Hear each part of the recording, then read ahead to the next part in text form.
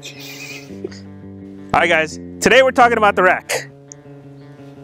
Not that rack. Crap. That rack.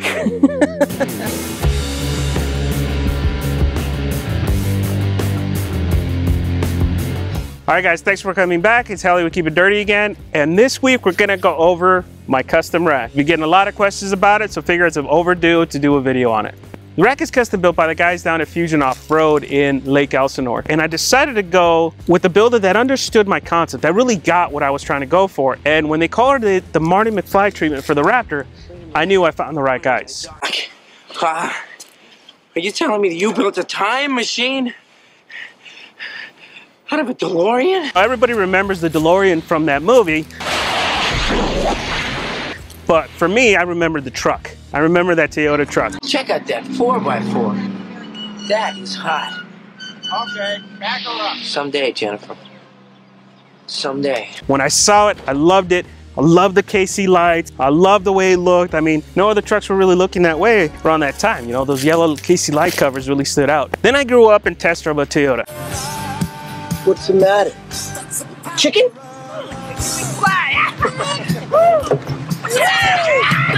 Marty, don't.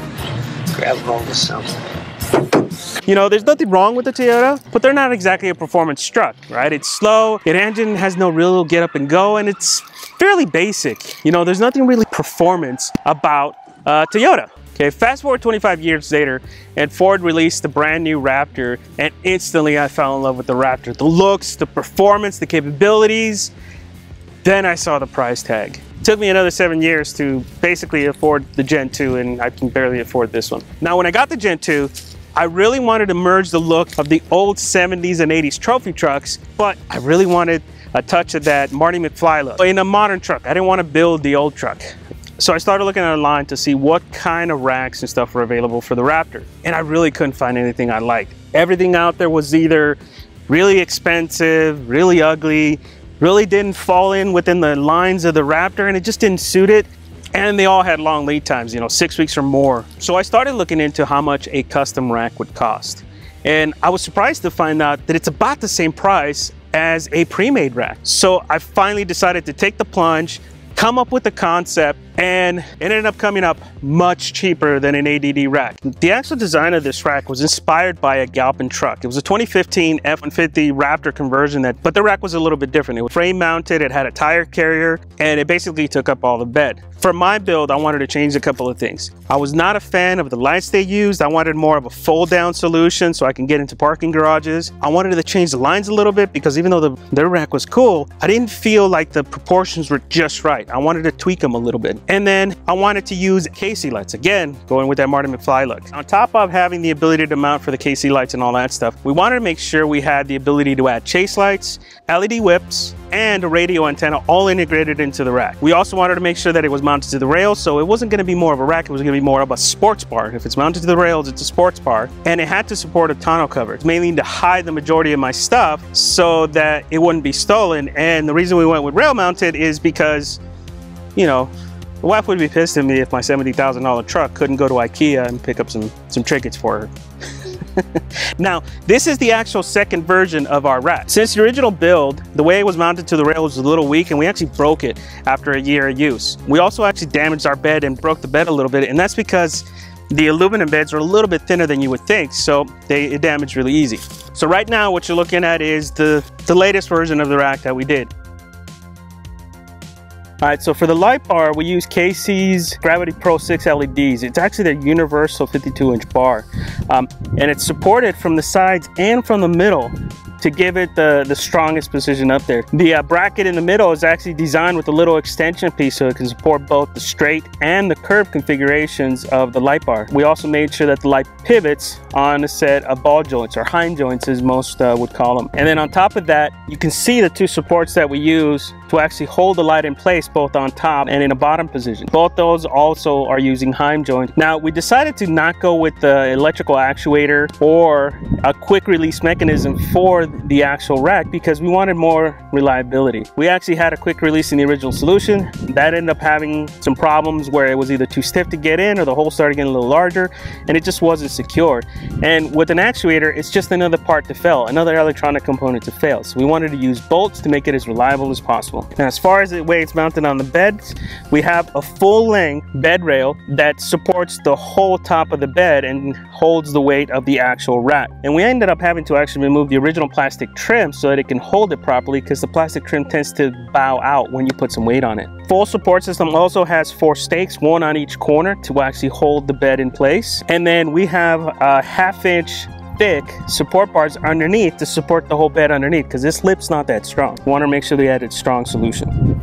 Now, as far as accessories, we wanted to make sure that we can put our chase lights as high as possible. Kind of a tip here, if you're going to use chase lights, make sure that they're as high as possible so the people behind you can see you for longer. We also wanted to make sure we had whip mounts. So we have 2 whip mounts, 1 on each side to do LED whips, and we added our radio antenna mount. One nice little touch that we got from the guys that built this, they gave me 2 clips right here, 1 on each side, to clip in my tonneau cover. So that was a kind of a nice little touch that they added. I didn't ask for that, and that just goes to show you how good the Fusion Off-Road guys are. Now, the guys at Fusion Off-Road also added the cyclone latch you guys see in the back. That was a nice little touch again from them. We didn't ask for it, we just wanted an option to kind of hide some of the metalwork, and that ended up coming out pretty cool. The other thing too is all the cables for the rack are coming down on the passenger side and going into the truck using one of the vents in the back of the truck. It actually made it easier for us to do it this way, so we didn't have to drill any holes in the truck, and it actually made wiring a ton easier so that we can go straight in and use the lines inside the cab for all of our lights wiring. As far as build time, Fusion Off-Road needed my truck for about 3 days to go ahead and mock it up and get it all set up, and then from there it took about 2 weeks to fully weld the rack all together and get it powder coated, and then finally another day to basically install and wire it. Then when we went back, it took us about another week to fix the rack after we broke it, to add the actual new rail system and all that, and basically come up with a new way to mount the light bar, which is what you see now. So now the big question, how much did it all cost? Well, it was way cheaper than an ADD rack, even when you include all the lights. The KC light bar we ended up getting at one of the local off-road shows, and we got a really good deal because it's the universal light bar. So it came out to about $1,200 or so for the light bar. The rack itself, the original build of the rack, which included the rack build, all the additional lights, and all the installation and wiring, was about $2,200. We ended up breaking it after a year, so we had to go back in and do some additions, basically a second generation of the rack, and it ended up adding another $600 to the cost, plus we had to strip all the powder coat and redo the powder coat. So total cost, it was $3,400 for the original build, counting all the lights. Once we added our Gen 2 upgrades, it was about $4,400.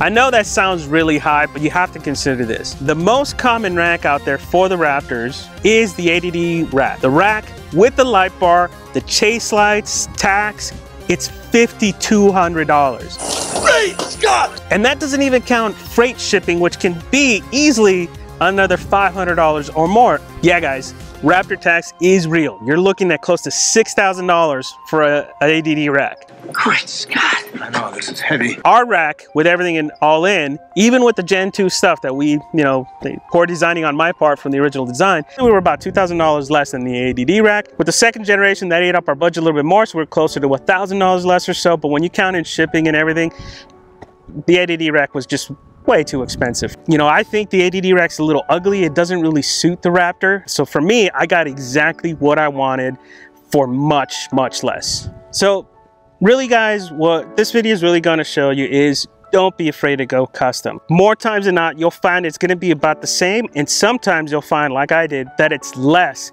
than going with an off-the-shelf rack or an off-the-shelf build. And you want it to look a little different, put it down on paper, put it down on wherever. When we came up with the design for this one, I just used Word. I got a picture of the truck, a sideways picture of the truck on Word, put some lines in on how I wanted it, showed them some examples of the Galpin truck, and my shop got it. The rack was built by the guys down at Fusion Off-Road, and really any decent off-road shop can build you something similar. If you want to have the guys at Fusion build it for you, just be ready to give them a call. Clearly identify your concept and what you want them to do, and be prepared to give them your truck for at least a week, maybe more depending on your build. If you're not local, there are shops out there that can build something like this for you. Just remember, this is an art form. You want to find a shop that's worked on off-road vehicles, that's manufactured off-road vehicles. You don't want to go with just any old metal fabricator out there. You know, somebody that just builds fences for a living is not going to be able to get this kind of build right. You want that experience so that they can get it right and get that concept to look correctly. All right, guys, thanks for watching. Hope you guys enjoyed this video. I hope you guys go out there and try your own custom builds. Thanks a lot for watching. Please don't forget to subscribe. We try to release videos weekly, and please subscribe. Help us grow this channel, spread the word, and keep those trucks nice and dirty and out on the trails exploring. We'll see you guys on the next one.